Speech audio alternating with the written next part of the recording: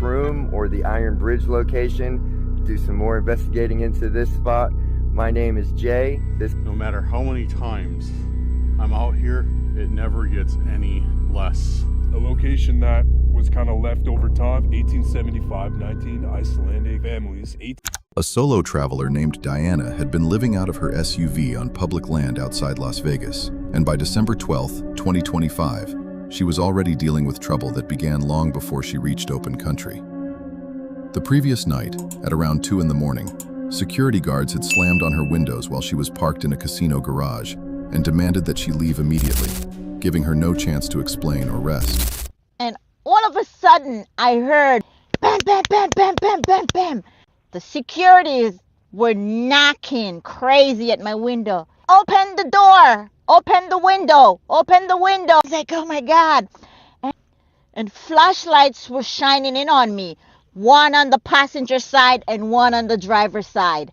Looking for a reset, she drove out to a quiet stretch of BLM land to clean out the vehicle and rebuild her sleeping area for the coming night. She was right in the middle of recording when a man approached and immediately made his intentions clear without any hesitation. Yeah, so guys, this guy just came up to me. He's over there. I think this is his regular spot where he, introduced illegal substance. So he's asking me, like, if I want to, get any illegal substance, like crystals and stuff like that. So I'm like, no, man, I don't do this kind of stuff. And yeah, so he was here talking. So he heard my accent and he's like, man, you Caribbean and stuff like that. So I said, yeah, I'm from Jamaica. The stranger made it clear he had approached to sell her drugs, and once she casually mentioned being from Jamaica, he seemed to assume she would be an easy customer and pressed his pitch even harder. Hoping to shake him off, she invented a story on the spot, claiming she was a vlogger wearing microphones and cameras that were already capturing the entire conversation. So he was trying to persuade me into getting, illegal substance. And I had to stop him. I was like, yo, I am a blogger. I am wired from head to toe. I got microphone on me. I am so wired like you never seen before. So I really don't want this conversation around me. The man did step back after that, but he didn't really go away. Instead, he kept drifting around the area in a white car with another man beside him. And every time they circled past, they watched her from a distance. Let me see if I could point my camera down there so you could see the guy just looping around in this white car. So that's the guy, that's the car. I'm not sure if you can see him, but yeah, that's the car.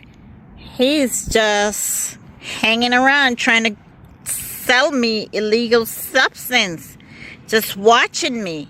That's him right there.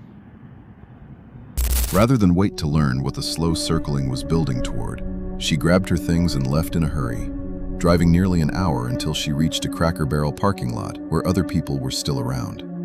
Only then, surrounded by strangers and the glow of storefront lights, did she finally feel safe enough to stop for the night and let herself rest. Down there in the background watching me, and I think this is a time where I'm supposed to leave. I am going to leave and head over and drive about 30 or 40 minutes away to Cracker Barrel, and this is not going to be any longer my spot. I'm going to have to find a new spot because I'm a New York City girl. I know these things. I know I might look stupid, but I'm not dumb. Trust me.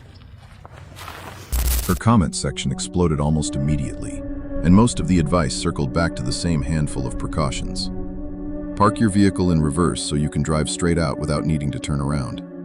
Keep every window covered so nobody can peer inside and figure out who's sleeping there. And above all, never let a stranger know what kind of gear or equipment you're carrying. Diana may have seen her intruder approaching, but the next person in this story wasn't so lucky. His visitor waited until he was completely unconscious before making a move. On March 10, 2026, a stealth camper known as Junkyard Fox chose a rough spot to bed down, a vacant lot in Texas filled with abandoned concrete tunnels. It was actually his third attempt to spend the night there, after 2 earlier visits had been cut short because people were living on the lot, and something about their behavior left him deeply uneasy. This time, he located a quieter corner away from the main activity, cooked himself a simple dinner, and killed every light on his rig to avoid drawing any attention.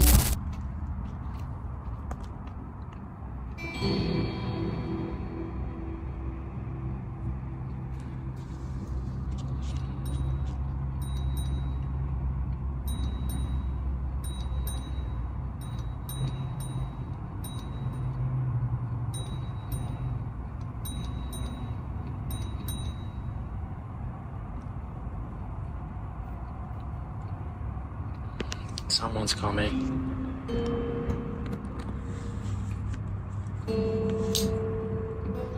Right after he had stowed the stove away, the sound of a backpack being dragged across the dirt came from behind him, and before he could react, a swinging flashlight beam cut through the darkness and landed directly on him. A stranger then walked straight up to the spot where he was sitting, stopping near enough to put a hand on the gear beside him if he had wanted to. Thanks for life. What's up?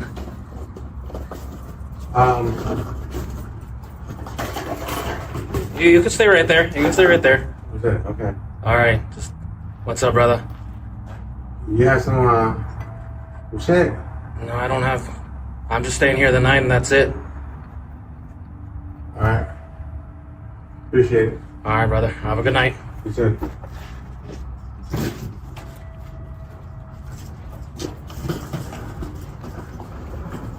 The man's first question was whether Junkyard Fox was holding anything, and Fox answered in a deliberately flat voice, insisting he was only there to sleep.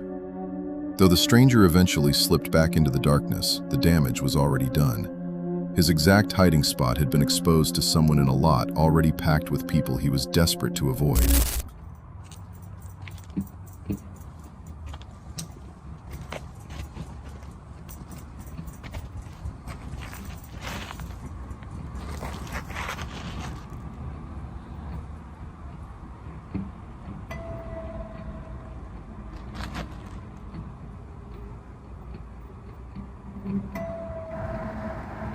Okay, so all lights are out. Switching to thermal. Hopefully this gives us the advantage. We can see them, they can't see us. So... I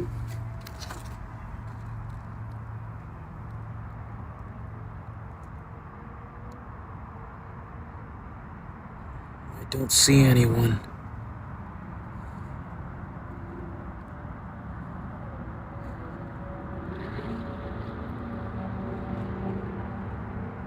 To avoid giving himself away again, he doused every remaining light and switched to a thermal scope so he could scan the entire lot while staying hidden in the darkness. The tunnels no longer offered any sense of security, so he relocated to a concealed dip between 2 dirt mounds and settled in to wait out the remaining hours of night. When morning finally came, he had managed only about 2 hours of broken sleep and suspected he had been spotted by at least 2 or 3 different people moving through the area during the night.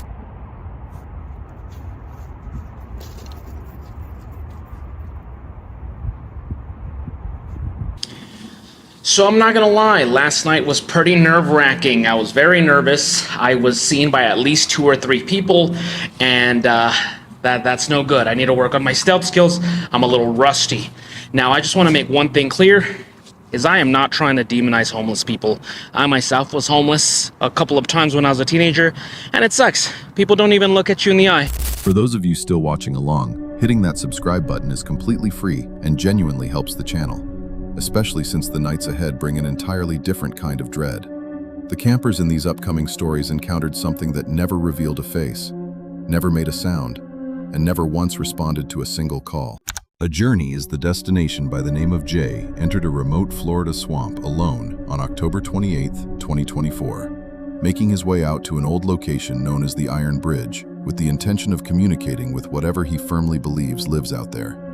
He had barely begun his session when 2 heavy knocks rolled through the trees, and a palm frond right beside him immediately started swaying back and forth, even though there was not a single breath of wind stirring the air around him.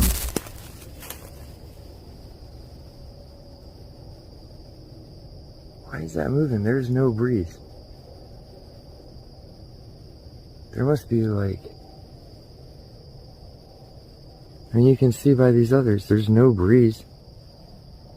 A sudden cold settled around him, the kind that makes the hair on your arms stand straight up. And in the darkness, he could feel something moving close by, unseen. It's not moving over there anymore, and it's ice cold around me. Something just moved right next to me right here. Holy crap.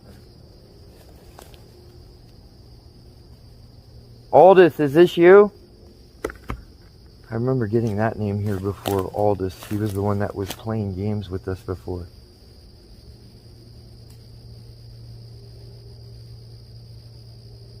Wow. Reaching into his gear, Jay retrieved a handheld K2 meter, the kind commonly used by paranormal investigators to detect shifts in electromagnetic fields, and held it out in front of him as he scanned the surrounding darkness. That's freaky. And that's not moving over there anymore.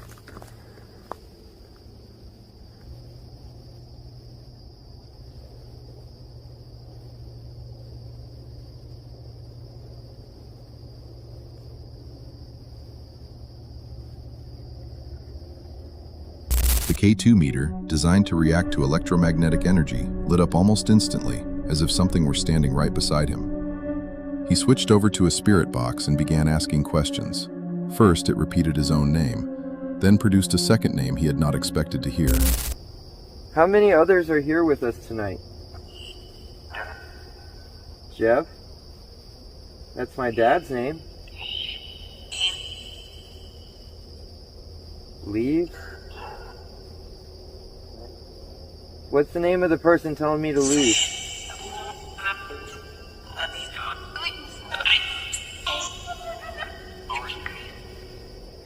What are you laughing about? That you talk too fast for me to understand?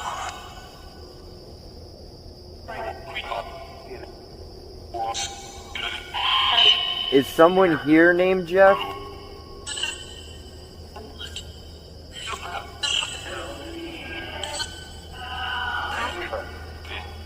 The second name it gave belonged to his father, which stopped him cold. When he asked how many spirits were present in the woods that night, the device responded with 58. When he then asked how many people had died along the nearby river, the figure it returned was nearly 100. How many people did you say are here tonight?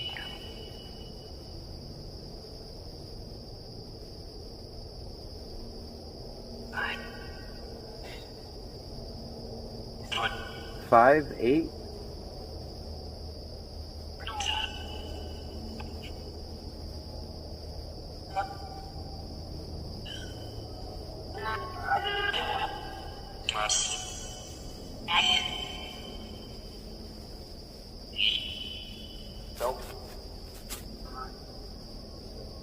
Why do you want me to leave?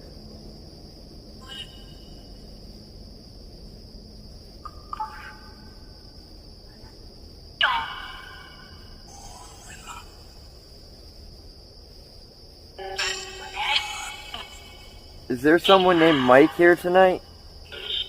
Yes?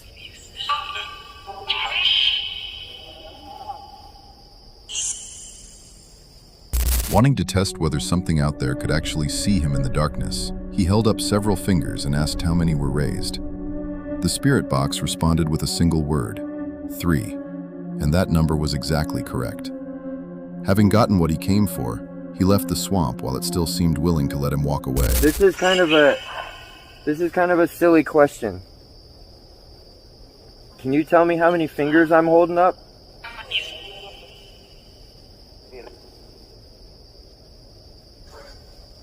3, that's right. Thank you so much. Do you need help?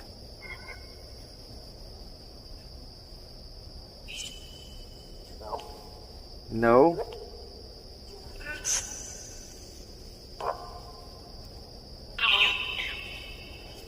As clearly as you can, if you need help, say yes.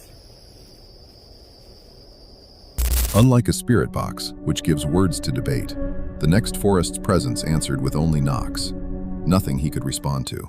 A camper known as the Black Camper decided to squeeze in a quick overnight stay at Hillsdale State Park in Kansas on July 19, 2025, a choice he would soon come to regret. The campground was completely packed, filled with a mix of ordinary campers and long-term unhoused individuals staying nearby, and any hope of a peaceful evening by the fire collapsed almost before he had even started setting up. Right there will be perfect for the Durston. But somebody got here. I should have probably camped here. Ain't flat enough either. Yeah, all right. Yeah, I'm gonna camp right. I'm gonna set up right here because I'm not making a fire. Damn, there's dirty diapers in the fire pit, dog. And glass. Dirty diapers and glass in the fire pit. Yeah, I'm not making a fire. All right. See, this is why I don't like this park, man. Hopefully I got enough water. I got enough fuel to boil my water. But yeah, all right, let me get camp set up, dog. I think that's flat as hell. That's the flattest I'm gonna get. All right.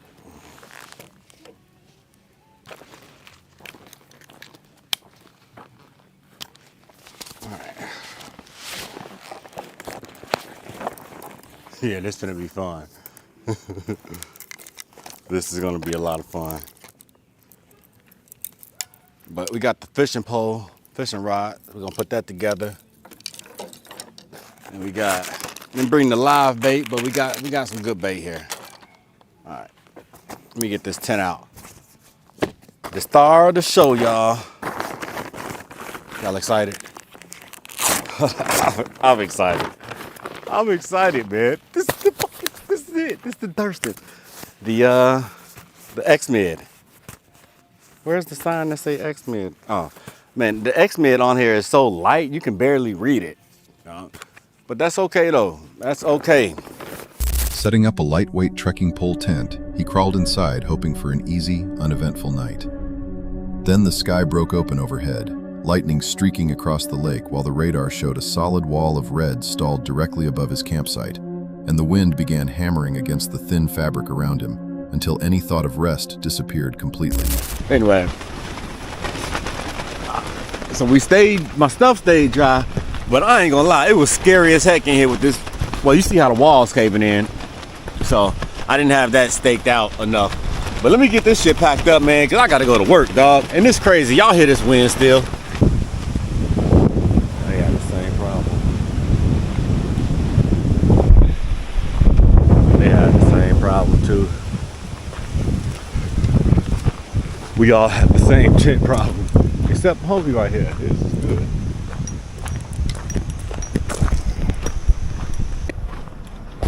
That's why I slept, y'all. Cause bro, that shit was crazy as hell. If you had saw the hold on. If you had saw the lightning that I saw, for one, the lightning kept waking me up, and then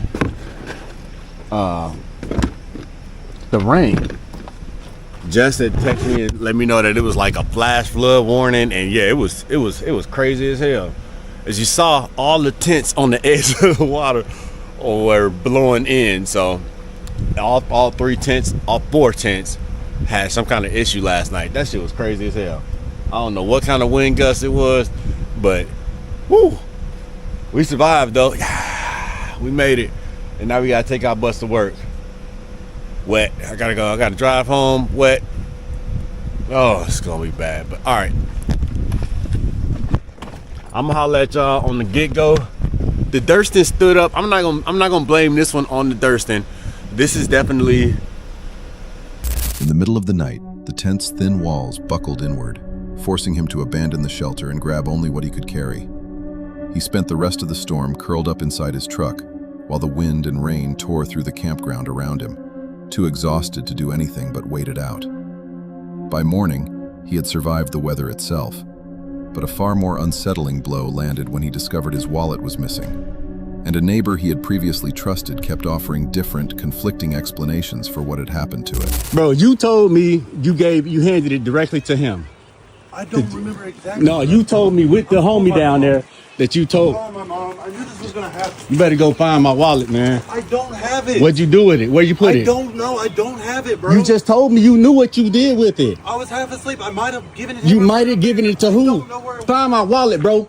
Please The don't- police please- on their way here, dog. You in trouble. Because you told me you found my wallet, right? I told my mom. You better call your mom. You better find my wallet, Chad. I don't have it. You better, what you do with it? I put it up there on the stand. You told me you gave it to Jerry. Bro, I was half asleep. You don't know this. You told me you gave it to Jerry, right? I thought I did. I don't You know. thought you did, man. You better find my shit, bro. That's bogus as hell. I was finna give you $50 for that shit, bro. Find my wallet. The police on their way. What's up, YouTube, man? BC here. I'm back out at Hillsdale State Park. Y'all know I was out here camping in the rain last night, and I left my wallet, and the punk, bro. I wasn't even gonna talk about the homeless people, but man, I remember the damn homeless people stole my wallet, man. You know what I'm saying? And as soon as I come back, the guy like, oh man, I turned your wallet in as soon as I found it. This and that. Woo, woo, woo. I gave it right to Jerry. She didn't find it, y'all. So the punk ass homeless people stole my wallet and then lied about it. He had a lick too, man. I'm so sad. But now I gotta go home because we got work tomorrow again. But that's what I get for coming out on my day off. Messed up. Got me. Punk ass homeless people. Initially, the neighbor insisted he had given the wallet to a park worker named Jerry, but Jerry said no wallet ever came in. A ranger searched the area and turned up nothing at all. Packing up his soaked gear and driving home, he left with far less than he had brought. Dan, the creator behind the channel Cursed Urban, returned on August 27, 2025, to a wooded stretch he has long referred to as the Bigfoot Forest, this time carrying a small, shiny 3D printed part sealed away inside a protective box. His plan was to leave the object beside a strange shelter he had discovered during an earlier excursion, setting it out like a gift for whatever unknown presence might have been living in that remote area. Creatures enjoy shiny objects. So I brought some shiny objects out and a box to put it in, or a shiny object out, a box to put it in to present it as a present. So my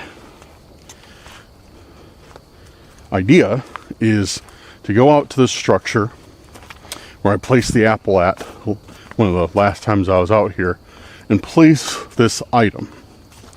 We'll then go elsewhere in the forest and come back later and see if it remains there or... Just as he closed in on the shelter, the woods seemed to answer him directly. A series of loud, sharp wood knocks echoed out from directly ahead, coming from the very direction he had been moving toward. Dude, I just heard knocking. It was like one of those speak of the devil things. I just heard knocking from over there. That was loud too. That was super loud, dude. I think we picked that up on camera. Dude, that was quick, dude. It's coming right from where that shelter was. Well, maybe it was. I don't know if it's still there. Dude, that was loud. That was super loud.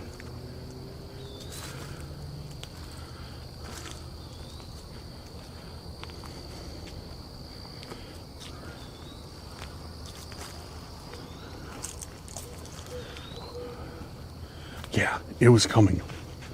Definitely like right in this area. Like I said, that's right where the shelter is. Or the structure.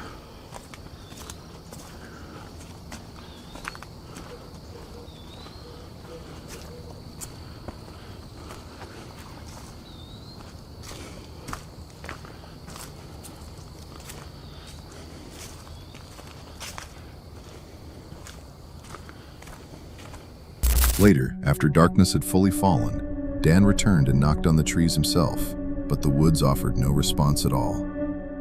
As he made his way out, a strong, sweet odor hung in the air, a smell he simply couldn't place. The next time he checked the box, it was hanging open, and the 3D printed piece inside had completely disappeared. But yeah, that's where he left it.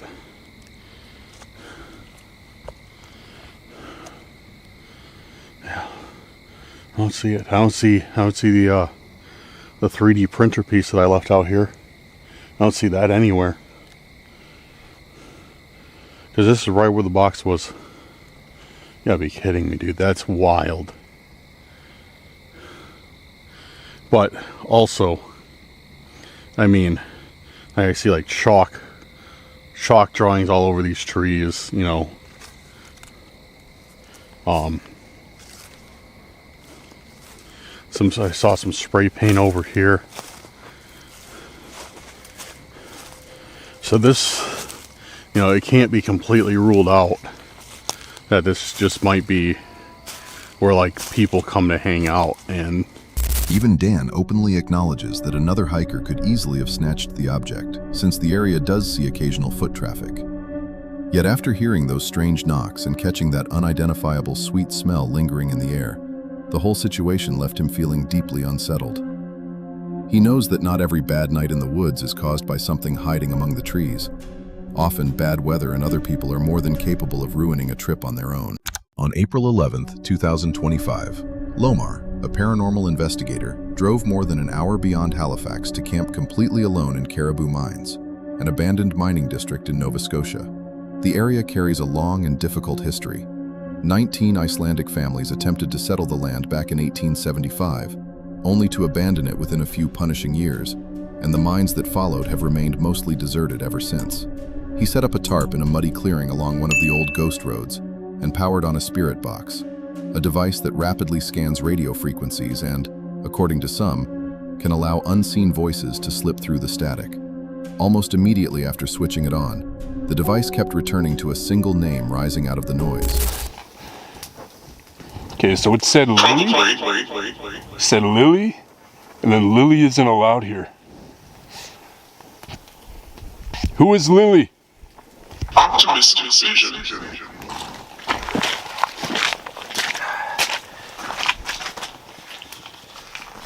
Theoretical timelines.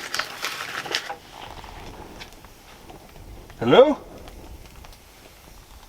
Okay, I'm officially freaked out right now. As full darkness settled over the remote clearing, the forest around him no longer felt empty.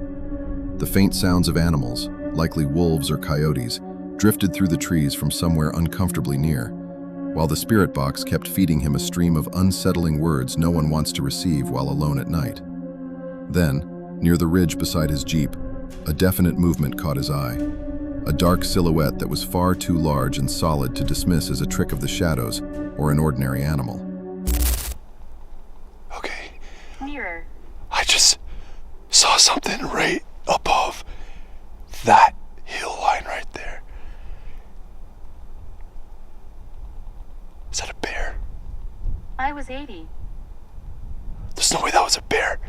I just saw the body of something. It was like right over. See where the Jeep is right there?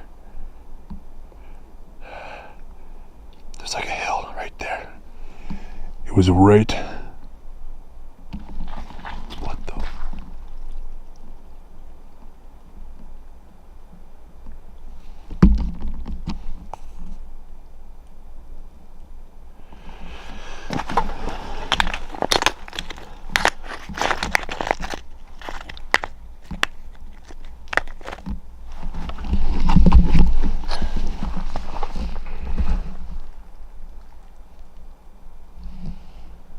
I keep hearing movement that way.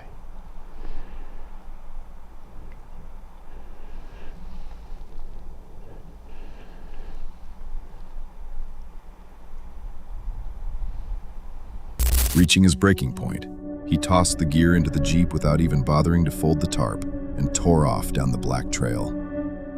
Before he could reach the highway, he opened a Spirit app for one last check, and the response that came through hit at exactly the moment he least needed it.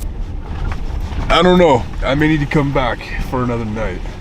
I don't think I can come here alone. This is too out in the boonies, too like back country for my liking. Like I don't mind doing this stuff,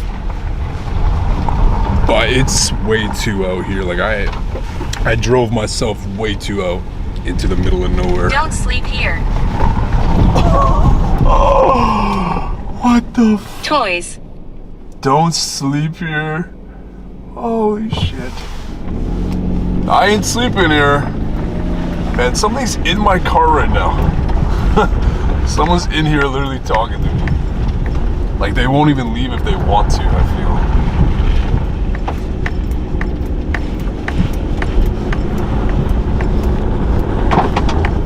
What the fuck? Oh, fuck. I ain't stopping for that. Someone just hit the side, man.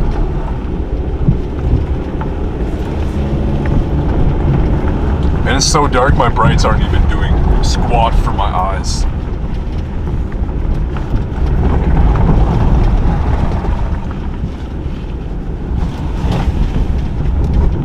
Man, I swear somebody just touched the side of the car.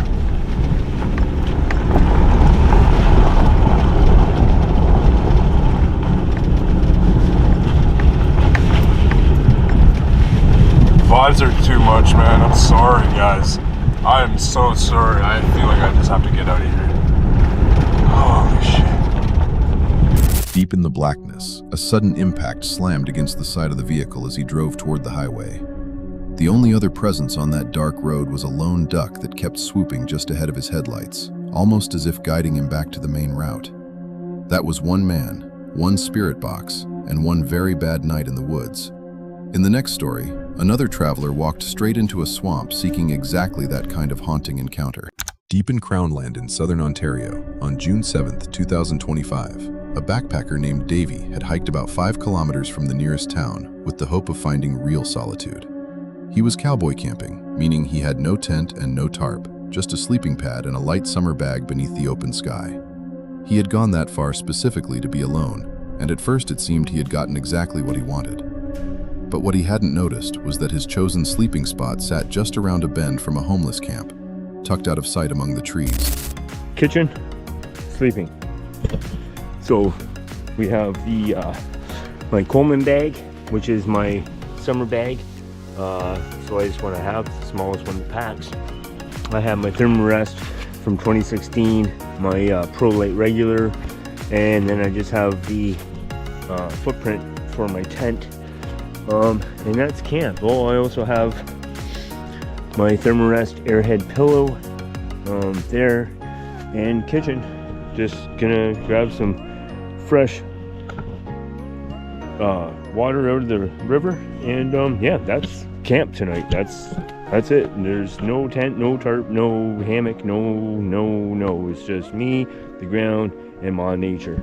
Just after 8 in the evening, as he was getting ready to bed down for the night, he secured his knife and a carabiner to his pack so that no one could steal his gear without jerking him awake.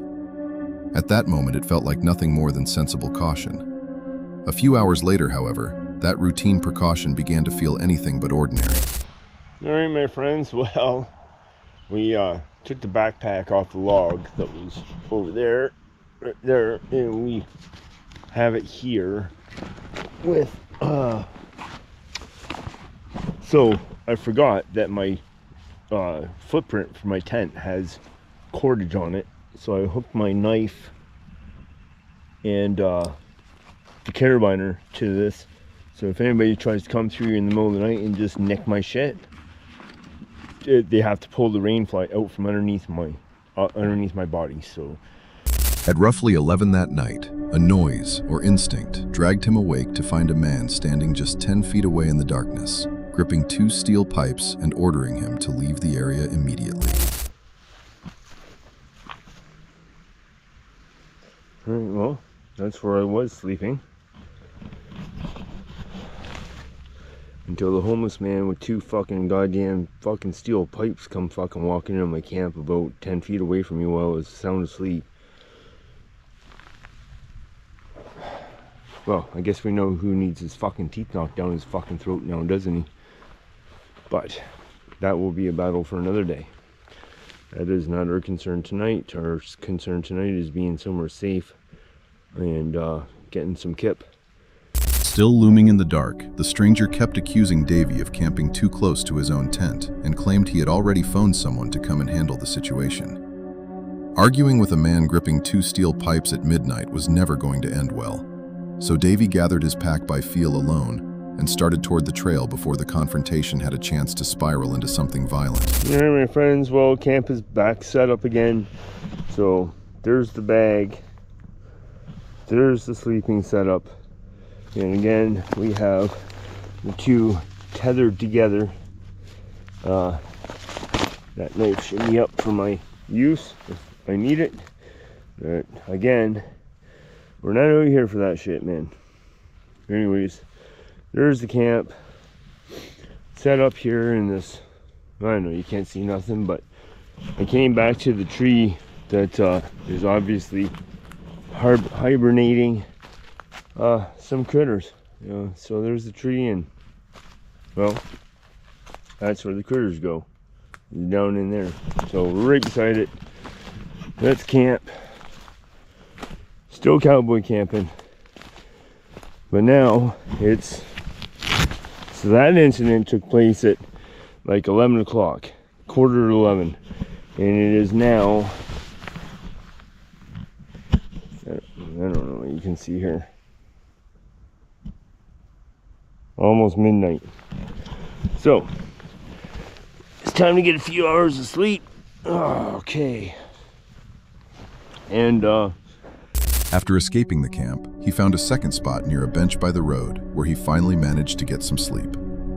But the night still had something left for him. By morning, he saw the ground he'd slept on was covered in poison ivy, so his troubles weren't over. like, I was sleeping in a poison ivy patch last night. Oh goodness. Oh golly gee, this is gonna be wonderful, isn't it?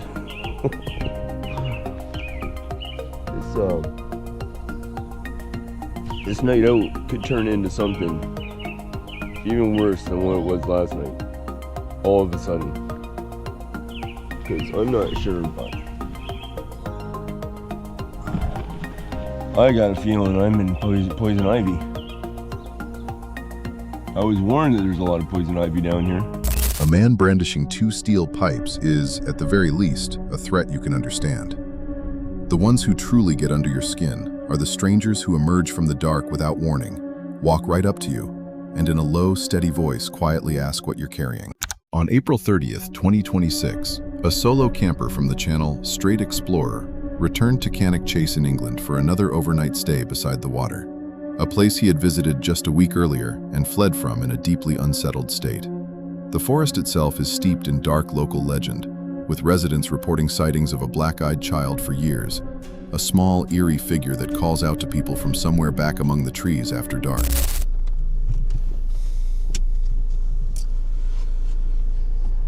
All right, I think we should be good.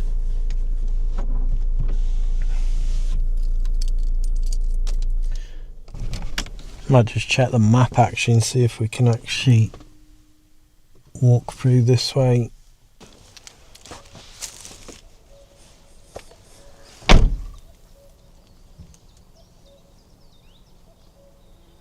Can you hear that cuckoo?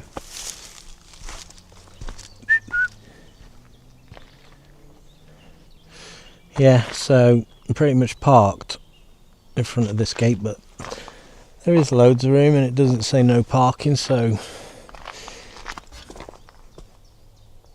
should be alright. Man, it is eerily quiet out here.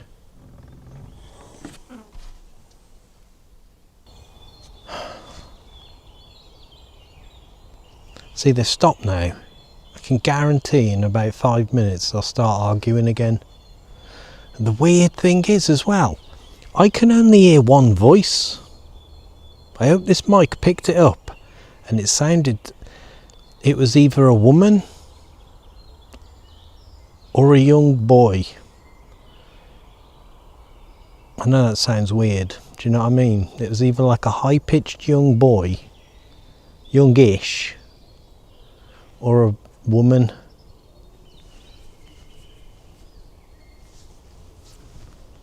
Right from the start, a thick swarm of flies was bad enough to push him closer to the water's edge. He was still splitting wood for a fire when the screaming began, a sound like a woman or maybe a young boy shrieking somewhere out in the trees. What made it so strange became clear within seconds. What reached him sounded like a bitter quarrel, yet only a single voice was present in the darkness. No one ever answered back. He inched toward the path, hoping to spot the source, and still that lone voice hurled the same pair of words at him, again and again without pause. Right, I'm not using the mic.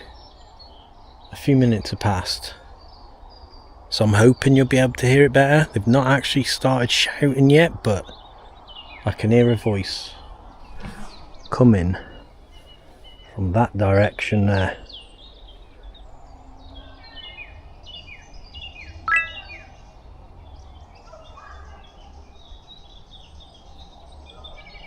Look at me, she's saying.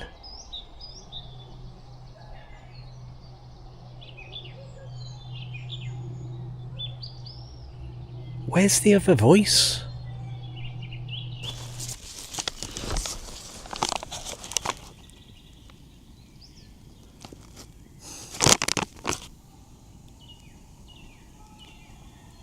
Jesus Christ, it's getting closer.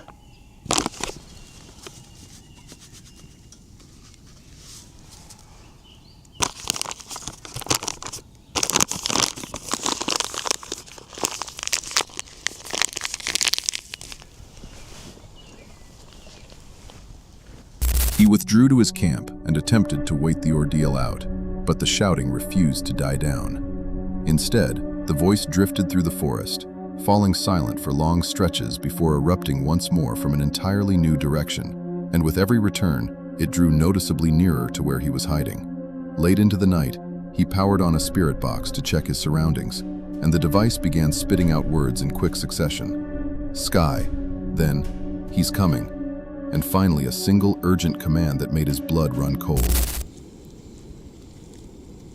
I feel like I'm talking a bit loud.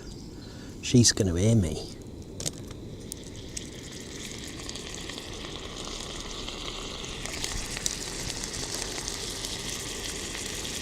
Sky. Just said the word sky. Hey, that's interesting. UFO sightings have been spotted around here.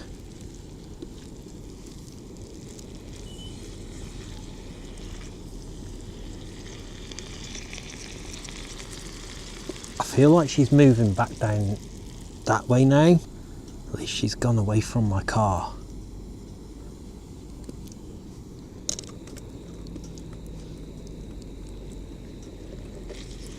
Right, I'll give that just a couple more minutes and then we'll throw the stir fry in.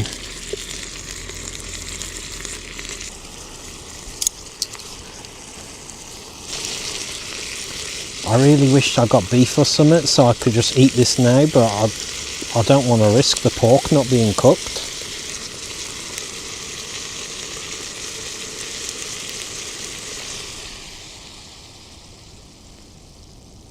What the hell was that? Hello?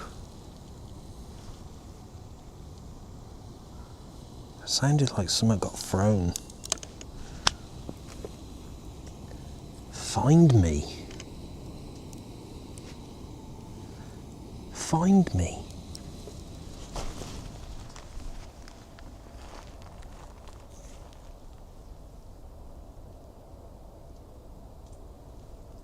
Hello? As the device continued its scan, a heavy object crashed to the ground somewhere close by in the dark. The sound was distinct enough that he forced himself to point the camera in that direction, straining to catch any sign of movement.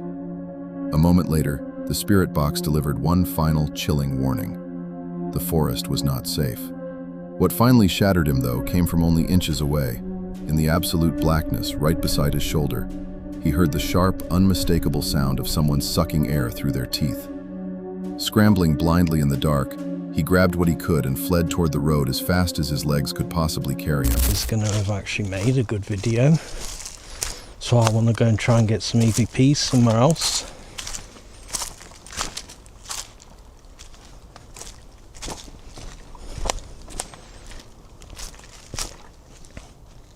And of course, I want to get this video out because I'm doing the giveaway. So I think, yeah, even just for that, it's worth giving it to you guys. Is that a handprint?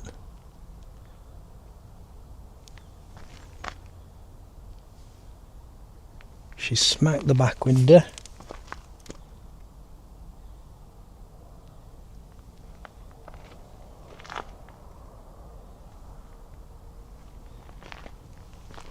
Safely back at his car, he sat inside catching his breath when a sudden heavy bang against the rear window made him whip the camera around toward the glass.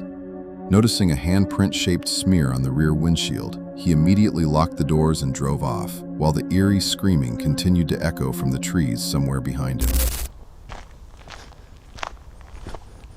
There's a car coming.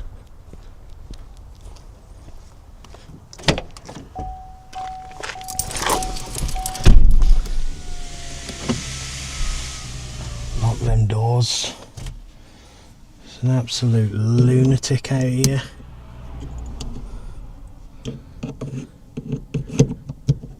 I honestly feel like it's some sort of crazy person. I really do. In the days after that video surfaced, viewers of Straight Explorer have been locked in a heated dispute over what actually unfolded in Cannock Chase. Some are convinced a real person in genuine distress was out there that night and argue he should have phoned for help instead of keeping the camera rolling. Others find it hard to believe anyone could scream at full force for hour after hour without their voice eventually cracking or giving out, and they doubt a human was ever involved at all. More than a few point back to the old story locals have repeated for years, the one about the child in those woods who only ever says the same 3 words to anyone willing to listen, a quiet, relentless call of, "Look at me."